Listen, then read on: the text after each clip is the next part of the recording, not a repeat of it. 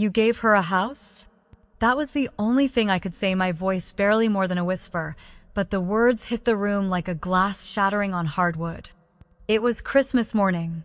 The tree lights flickered in soft gold and red. My sister, Lila, sat glowing in her new flannel pajamas, a key in her hand, tears in her eyes. Mom was filming, trying to hold back sobs. "Dad."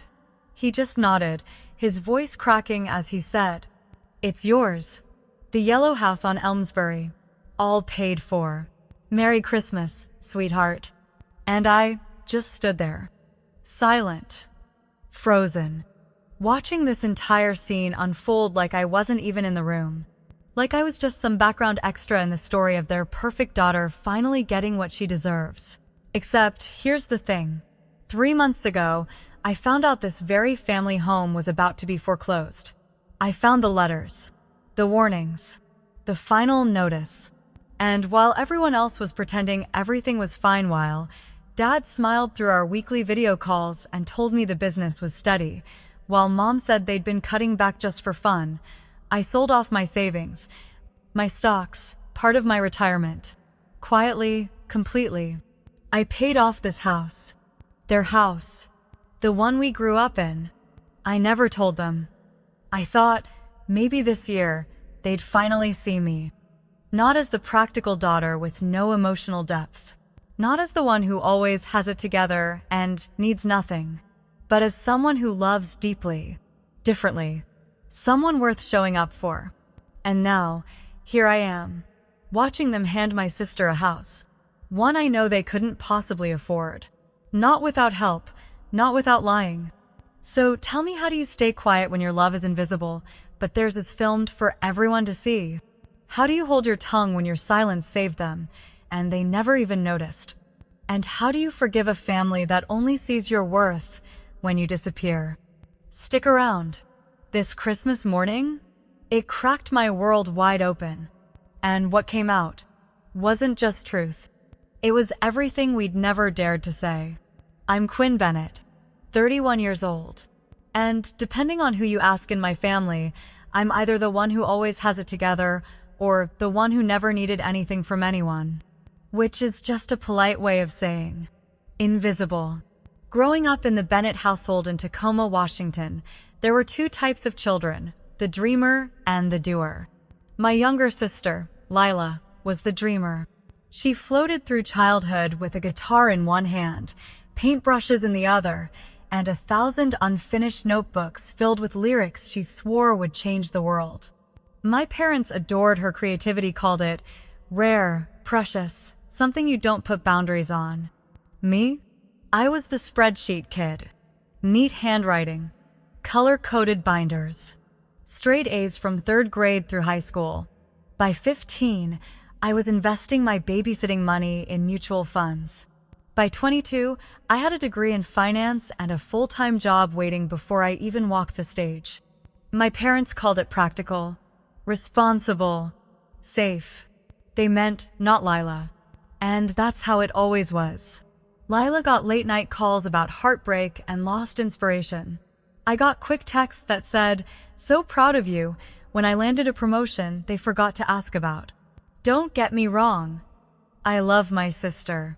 I've defended her more times than I can count, even when I didn't agree with her choices. But there's only so many family dinners where she shows up late, crying about a landlord or an ex-boyfriend, and suddenly the whole meal turns into a rescue mission. And I sit there, sipping wine, wondering if anyone even noticed I was on time. Still, I never made a scene. I never kept score, at least, not out loud. I just worked, paid my rent, built my career, made a life, quietly, because in my mind, one day, it would all even out. One day, they'd look at me and see the daughter who didn't need help but who deserved love anyway. And maybe, just maybe, this Christmas was going to be that day. I had driven home from Chicago with a gift that had taken months to plan. A gift that wasn't flashy or poetic or Instagram-worthy, but a gift that, I thought, would finally speak the language my parents understood best. Sacrifice, protection, family. Of course, I didn't tell them that. Because if there's one thing I've learned as the responsible one, it's this. People expect you to show up, fix things, and never need to explain why. But deep down, I hoped this year they'd ask. I hoped for once they'd see past the polished exterior and into the quiet heart I kept hidden behind my success. I hoped they'd finally understand that just because I never asked for help didn't mean I never needed it. It started with a photo album. One weekend in early October, I flew back to Tacoma to help Mom dig through some old boxes in the attic. She wanted to make a memory wall for the holidays' childhood photos, vacation shots, Christmas cards from relatives we hadn't seen in years. We laughed as we sorted through the mess. Old birthday party pictures. My 4th grade spelling bee ribbon. Lila's first guitar recital. It was one of those rare afternoons where everything felt light, almost normal. Until I reached the bottom of a box-marked living room, framed photos. Underneath a stack of dusty frames was a manila envelope. I almost didn't open it. But something curiosity or instinct told me to look. Inside were foreclosure notices. Multiple. The house I grew up in, the one my parents had lived in for over 30 years, was 3 months behind on the mortgage. Final warning letters.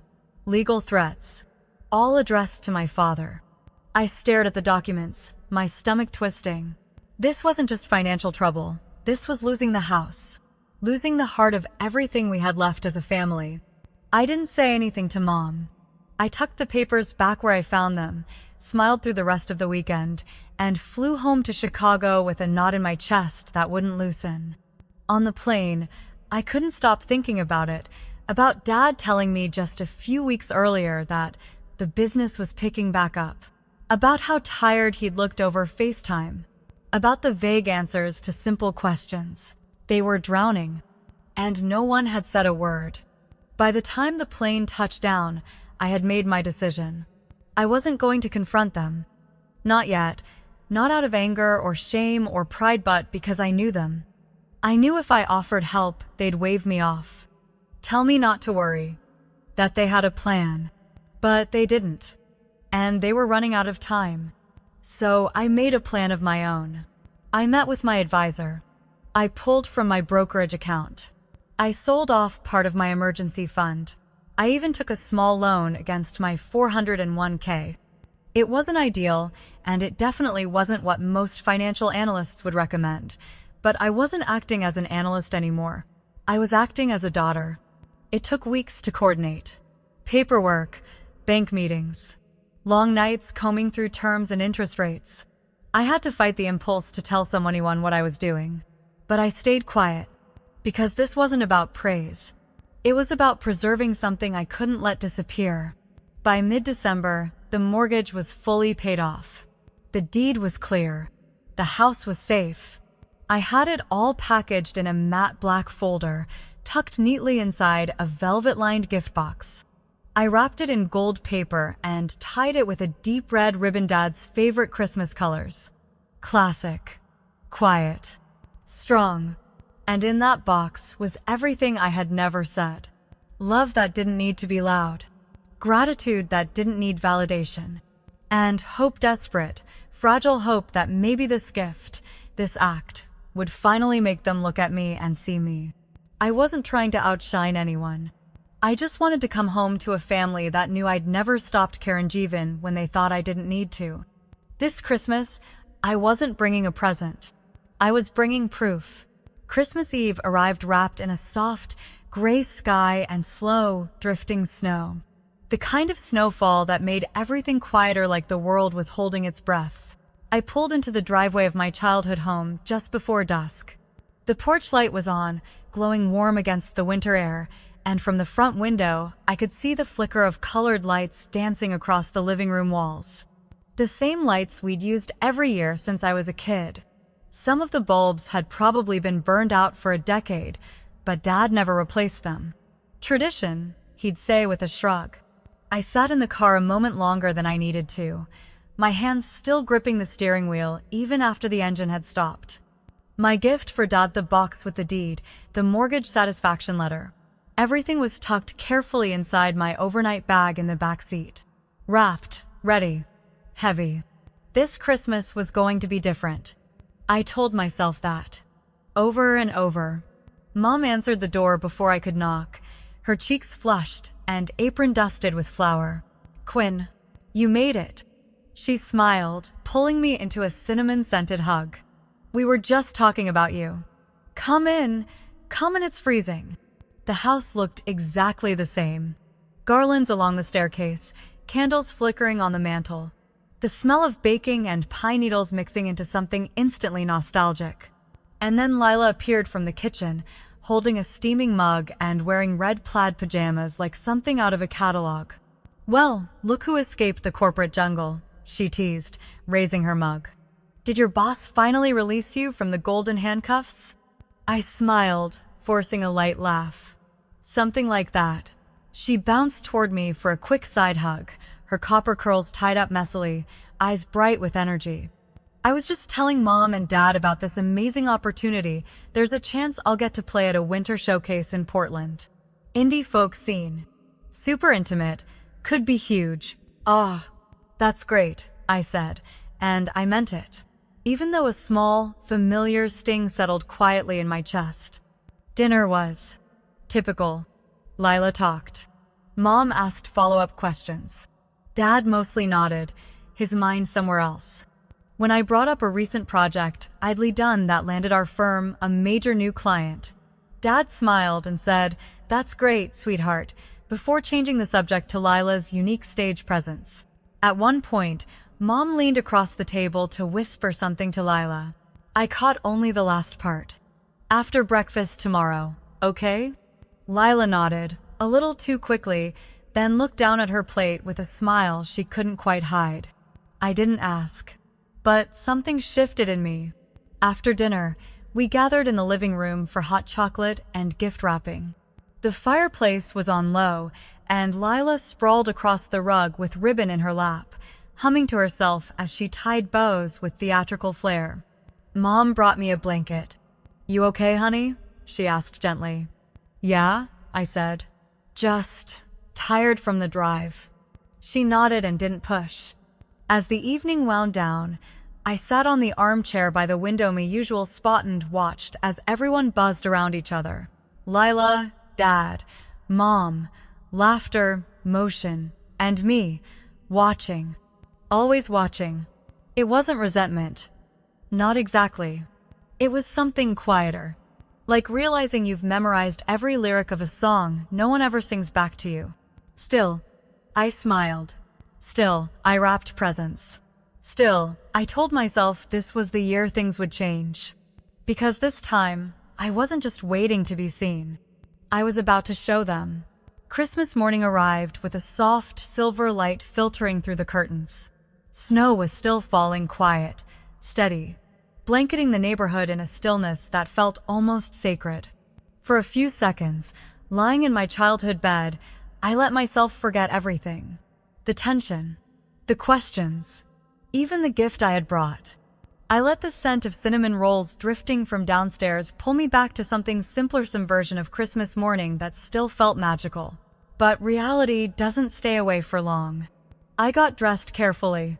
A red sweater, simple slacks, polished but not flashy. I curled my hair, added light makeup. Not for vanity armor. Something to hold myself together. Downstairs, the coffee was already brewing. Mom was plating breakfast pastries like she hadn't already been up for hours. Lila was bouncing around in mismatched socks, filming something on her phone for social media. Dad sat by the window, hands wrapped around a mug, gaze distant. "Merry Christmas," I said as cheerfully as I could. They all turned at once, startled. Like they'd forgotten I was in the house. "Merry Christmas, honey," Mom replied. "Coffee?" We followed the usual routine. Breakfast first, then presents. The living room glowed with warm light, the tree blinking with those same old colored bulbs, the floor scattered with neatly wrapped boxes. But something felt off. Dad kept checking his watch. Mom was unusually jumpish. Dropped a spoon twice. Lila could barely contain her excitement, her whole body vibrating like she was waiting for something big. I told myself not to read into it, but the knot in my chest was tightening. Then Dad stood up. "I think," he said, clearing his throat, "we should start with this one." He reached beneath the tree and pulled out a small box wrapped in silver paper with a thick blue ribbon. It was propped up in a way that made it impossible to miss. My stomach dropped. Lila's name was written on it, in Dad's handwriting. "Oh my God," Lila gasped. "Is this?" "Open it slowly," Mom urged, already holding up her phone to record. Lila tore into the paper like a child. Inside was a velvet box. She opened it with dramatic flair, and then froze. A key, small, shiny, attached to a keychain shaped like a little yellow house. Her voice dropped to a whisper. "Wait, is this what I think it is?" Dad beamed. "It's yours. The yellow bungalow on Elmsbury. We closed last week. It's ready for you to move in." Mom was already crying. "We wanted you to have a place of your own, sweetie. No more dealing with shady landlords or chasing roommates." "You bought her a house?" I asked. The words escaped before I could stop them. 3 faces turned toward me, almost in unison. Lila blinked. Dad opened his mouth, then closed it. Mom wiped her tears but said nothing. "It's a fresh start," Dad said finally. "Something she can build her life on." My voice stayed calm. "How did you afford it?" Dad hesitated. "We've been saving for a long time." That was a lie. I knew it. They knew I knew it. But no one said anything else. I looked at Lila, still clutching the key like it was made of gold. Her smile flickered, just for a second, like she could feel the fracture spreading through the room. I didn't cry. I didn't speak again. But something in me shifted. Because in that moment, watching their joy, their tears, their celebration, I realized this wasn't just about a house. It was about being seen. And once again, I wasn't. The room settled into a strange kind of silence after the gift was opened. Lila was still glowing. Mom had tears in her eyes. Dad looked relieved, like he'd just finished delivering the final line of a very long play. And I just sat there, coffee going cold in my hands, words piling up behind my teeth. I didn't want to ruin the moment. I didn't come here to start a scene. But something about the Keysmall gold gleaming in Lila's palm refused to let me stay quiet. "How did you pay for it?" I asked it softly. No anger, no edge. Just a question, honest and steady. Dad shifted in his seat. "Financial matters are complicated, Quinn. We've been planning this for a while." My eyes didn't leave his. "Have you?" Lila looked between us, suddenly unsure of how excited she was supposed to feel. "They told me it was something they'd been working on all year." I nodded slowly. "All year," I repeated. "Interesting timing." Mom's smile faltered. "Sweetheart, is something wrong?" I wanted to lie. I wanted to smile and say, "No, everything's fine. I'm just surprised, that's all." But instead, I leaned forward and said quietly, "Because 3 months ago, I found foreclosure notices in your attic." The silence after that wasn't just awkward, it was suffocating. "What?" Mom whispered. I turned to Dad. "Letters from the bank. Final notices. You were behind on the mortgage by 3 months." He looked like the color had drained from his face. You weren't supposed to see those," he said finally. "I know. You didn't want anyone to know. That's why you didn't tell me, right? Or Lila, or even Mom, I'm guessing?" Mom turned sharply to Dad. "Is that true?" He didn't answer. He didn't have to. Lila's voice came out small. "Wait, you were losing the house? The house we grew up in?" I took a breath. "You were planning to lose this house and, what? Move in with her? Into the bungalow?" "That's not..." Dad started, but I cut him off. "It wasn't for her, was it?" I said, voice trembling now. "You didn't buy that house for Lila. You bought it for all of you so you'd have somewhere to go after this place was gone." Dad rubbed his face with both hands. It wasn't meant to be like this. No, I said, because from where I'm sitting, it looks like you gifted her an escape plan. And I'm still sitting here with a coffee mug and a polite smile. Lila spoke up, her voice brittle. Is this true? Were you just going to live with me? It would have been temporary, Dad muttered. We were going to tell you after. After what? I asked. After she furnished it? After she called it home? No one spoke. Not for a long, long moment. Then, softly, I added, there's something else you don't know. They all looked at me, waiting. But I wasn't ready. Not yet. Not until they understood the weight of their silence. Of mine. Not until they felt the shape of what had been hidden in plain sight. So I stood up, walked to the tree, and picked up the last gift left underneath. A gold box, tied with a red ribbon. Simple, elegant, heavy. This one's for you, Dad, I said, and placed it in his lap. From me. Dad stared at the box like it was ticking. For a moment, I thought he might not open it. Just sit there, hands frozen, trying to pretend it was something simple. Socks. A book. Something safe.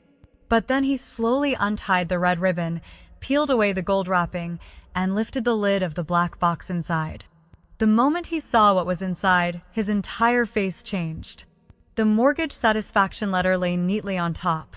Beneath it, the deed. The house, the one we were sitting in, was now fully paid off. In his name. In full. His hands trembled slightly as he picked up the papers. His mouth opened, but no words came out. What is this? He finally asked. I paid it off, I said quietly. 3 weeks ago. Silence. Not stunned, silence, staggered silence. Like the air had been knocked out of the room. You did what? Mom asked. I found the foreclosure letters in October. I continued, trying to keep my voice steady. I didn't say anything because I knew you wouldn't let me help. So I handled it myself. Lila's head whipped toward our father. Is that true? Were we really about to lose the house? Dad didn't look at her.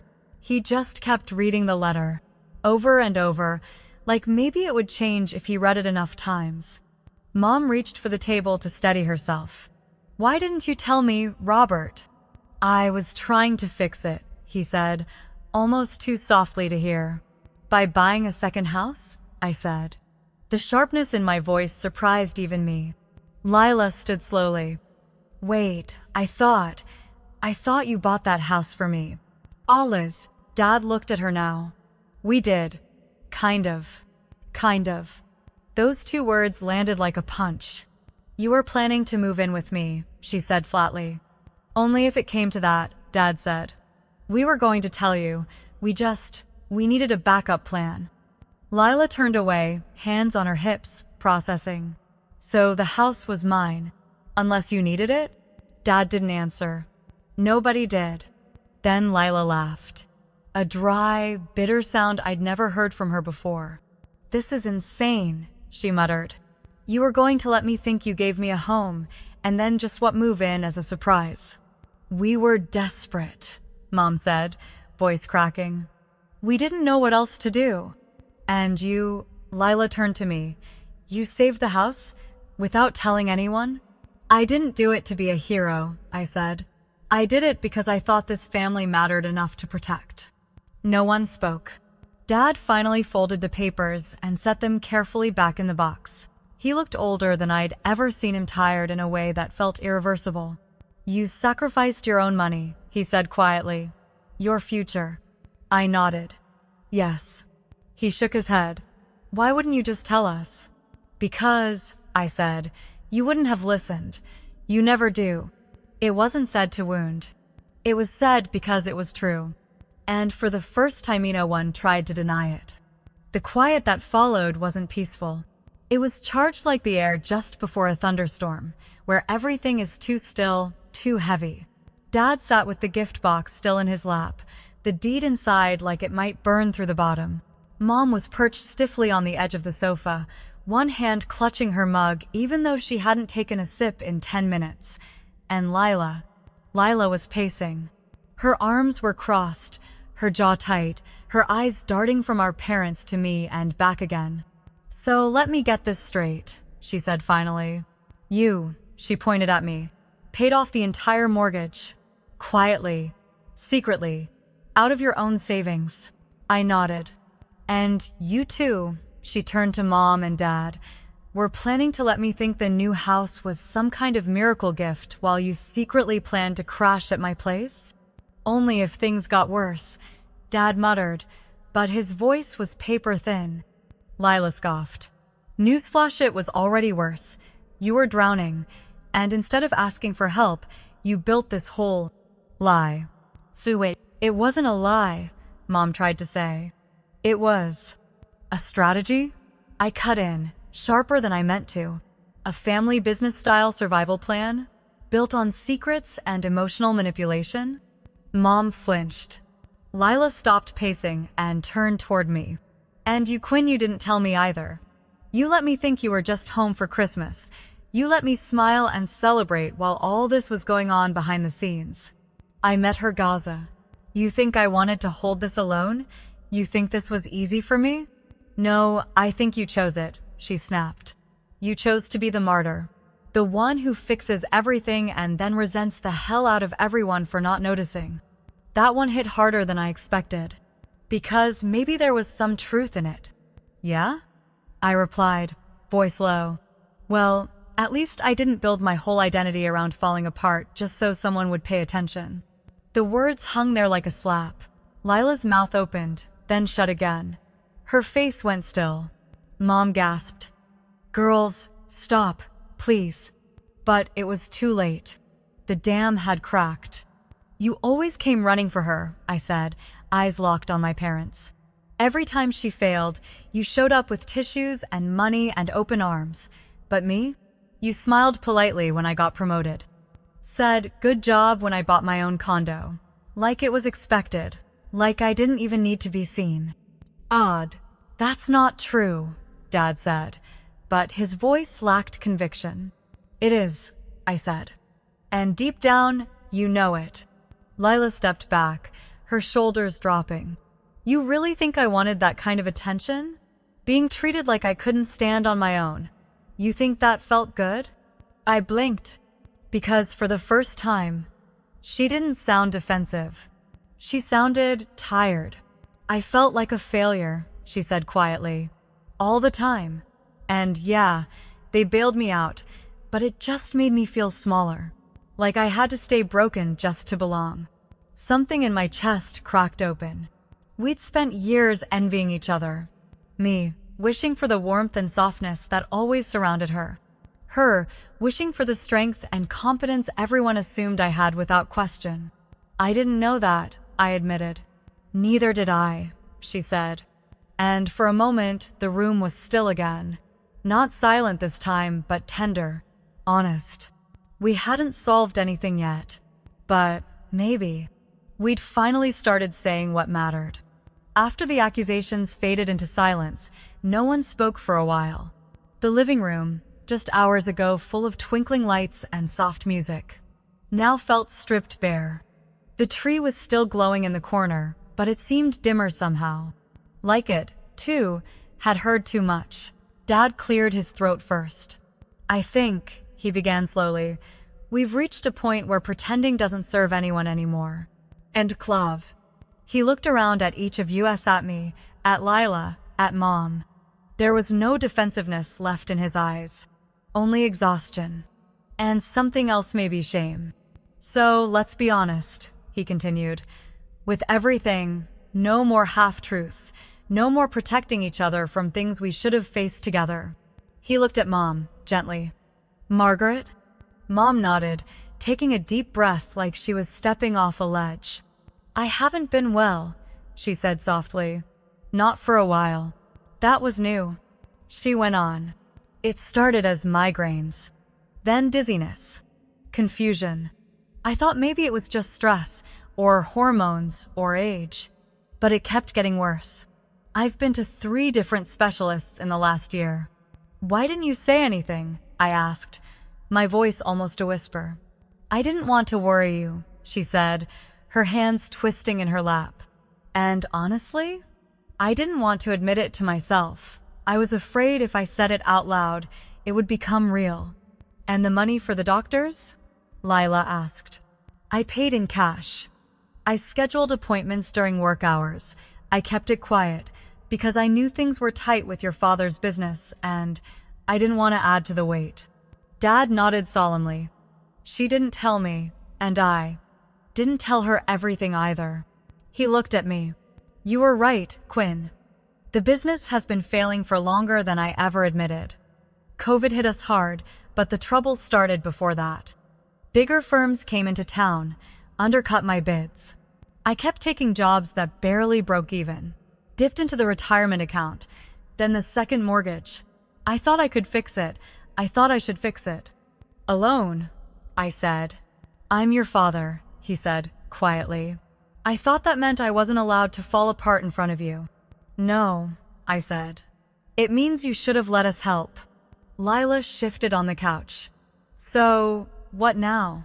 The question hung heavy in the room. No one had a tidy answer. But we were finally looking at the same broken picture together. For starters, I said, we stopped lying. About anything, big or small. Mom nodded. Agreed. Dad exhaled. We still have the bungalow. The mortgage is smaller, but it's there. And now that this house is safe. Lila looked down. Her fingers traced the edge of the key, still sitting beside her. Then she said, we'll talk about that later. Dad nodded again. Fair enough. We weren't fixed. Not even close. But for the first time in a long time, we weren't pretending. And that, somehow, felt like a beginning. We moved into the kitchen. Not because anyone suggested it, but because the living room felt too full of ghosts-off things we'd said, and things we hadn't known how to say until now. The kitchen was familiar territory. Neutral ground. The hum of the refrigerator, the scent of cinnamon rolls now gone cold, the mugs we each reached for like it was instinct. Mom reheated coffee. Dad stood by the window again, arms folded tight. I leaned against the counter, the marble cool against my palms, grounding me. Lila sat at the island, elbows on the granite, head in her hands. Nobody spoke for a minute or two, just the soft clinking of a spoon stirring cream into coffee. Then Lila finally broke the silence. I think, she said slowly, we need to sell the bungalow. No one reacted right away. She looked up, meeting Dad's eyes. It wasn't bought the right way. It wasn't given honestly. And now that we know the truth, what it really was for, I don't want to hold on to it like some kind of prize I didn't earn. You don't have to do that, Dad said gently. I know, she said, but I want to, because for once, I want to figure things out on my own. Her voice didn't shake. There was something solid in it. Something new. We were all quiet again. But this time, it didn't feel like avoidance. It felt like processing. Like breathing. Mom finally said, if we sell it, the profit could give us a little cushion. Help rebuild some of what we lost. And help you get the testing you need, I added, glancing at her. Without hiding the bills. Mom nodded, eyes glassy. And what about the business? I asked, turning to Dad. He gave a heavy sigh. It's time to let it go. Officially. I've already been thinking about it. I raised an eyebrow. Do you want help running the numbers? He smiled, a small one, but real. Actually, yeah, I think I do. Something loosened in my chest. A knot I didn't realize I'd been carrying since college. For once, he didn't try to play hero. He let me help. It wasn't everything, but it was something. I can handle the sale paperwork for the bungalow, I offered. My firm has a referral partner that specializes in situations like this. Fast turnaround. Lila nodded. Thank you. Then she glanced at me, and for the first time all day, she smiled. I meant it, you know, she said quietly. About wanting to do things differently, not just with the house, with all of it. I know, I replied. And I believed her. None of us had planned for this kind of Christmas. One where gifts weren't wrapped in paper, but in truth. Where the most valuable things weren't what we gave, but what we finally admitted.